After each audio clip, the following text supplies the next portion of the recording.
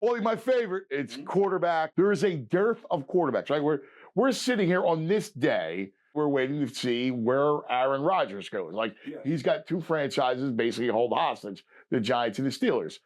And that's how bad the position is right now. That's what, in fact, I brought this up to you off air. I really like Tanner McKee. I'm not overstating it, all right? But I like him as a prospect, all right? Now, I get it. Limited sample size, preseason, I get it. But here's what I see. I see a guy that's got size, that's got a plus arm, and that can move.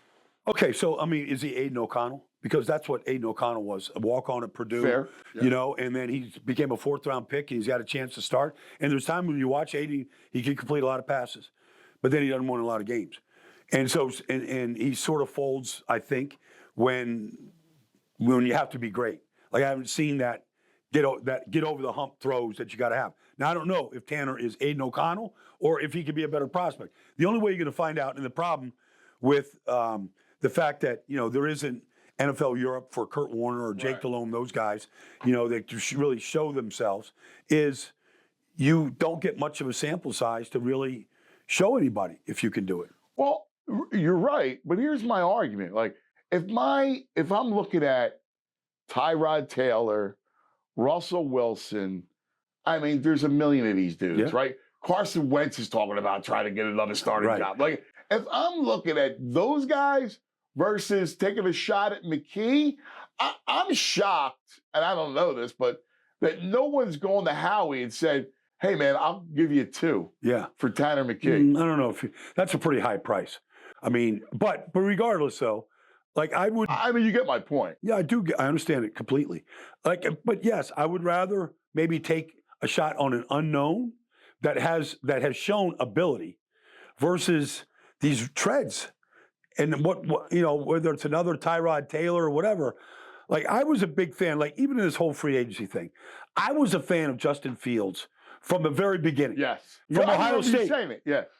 From Ohio State, like elite athletic ability, elite arm, and I haven't met a player that played with him that didn't like him.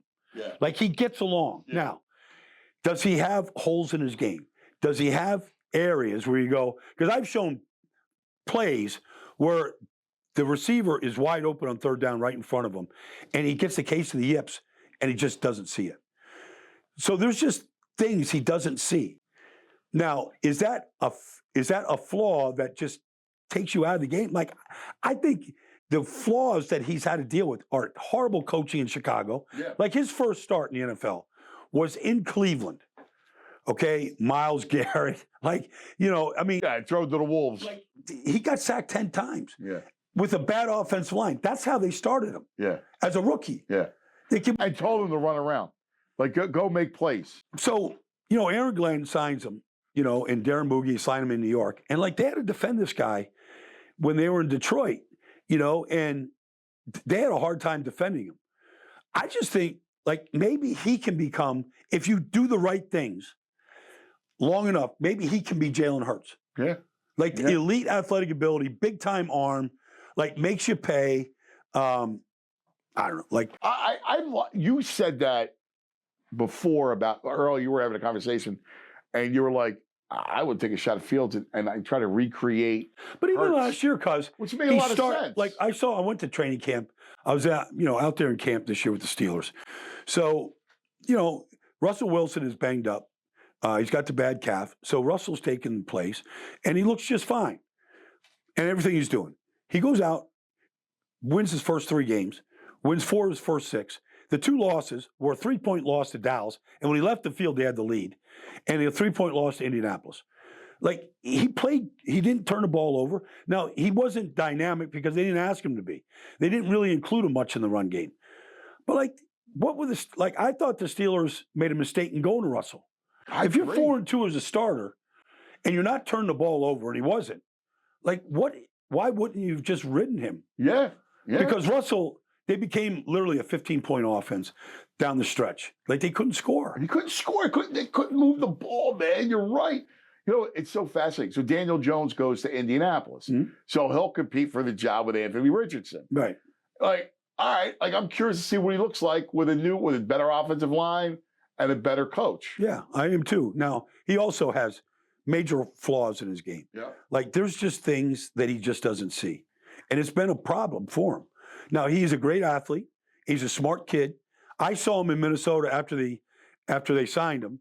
And for the first time, and I've known the kid since he came out of Duke, but for the first time since I've known him, he actually looked like he was having fun. Now, he wasn't dressed. He's just on the sideline. Pre-game warm-up, he comes up till we start chatting. But he's smiling. He looked relaxed. I just think like there's literally in this league right now, there's quarterback rehab. Like quarterback rehab is, let's go to Kyle Shanahan. Let's go to Sean McVay. Let's go to Kevin O'Connell. Let's go to quarterback rehab. Yeah. Let's go actually learn how to play.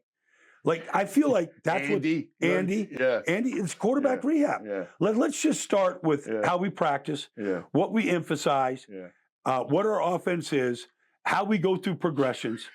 Like, it's rehab right now. I feel like... I love it. I absolutely love it. There's an SNL skit where it's like, time now to check in, the QB rehab. Yes. Right? And there's Andy. May I take your cell phone, please? Everybody will come in. I want your cell phone. Right. I want your keys or whatever.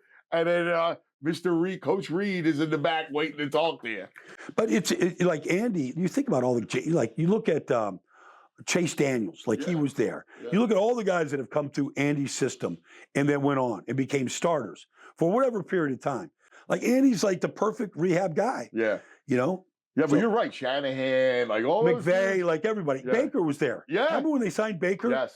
And he went out there and he won a game. Yeah. Like in 2 days. Yeah. He won a game. And now look at Baker right now. Like he's on top of his game. But he went to rehab. Well, listen, when you go and play in these spots, bad OCs, bad O-lines, right? Multiple offenses over a few years. There was a kid out of Auburn. I loved him. I love this kid. And he never, to me, he fell victim to that trap. Jason Campbell, who I thought had ability. He did. And he played, and this is early on. He was in Washington, Cleveland. He had like 5 different OCs in 5 different years. You're right. And the kid was big. He was mobile. He was the beginning of the big mobile, big arm quarterback. Well, it'll be interesting. Like another one is like Wilson just left Denver to go to Miami. Yeah. Right. He awful in New York. Just terrible. Terrible. Right. Just played frenetic football. Like, but the kid has ability. Yeah. He has a real ability. Now he just spent a year with Sean Payton in Denver. Now he's in Miami, backing up Tua. Like, who knows? Maybe he's going to be a guy that rehabilitates himself the way Sam Darnold has, the way Baker has. Look where they just went. They went to rehab. Yeah. Now look at them. Yeah. Maybe Daniel Jones, maybe Wilson, maybe what's going to happen to these guys. Yeah, no, it's fascinating.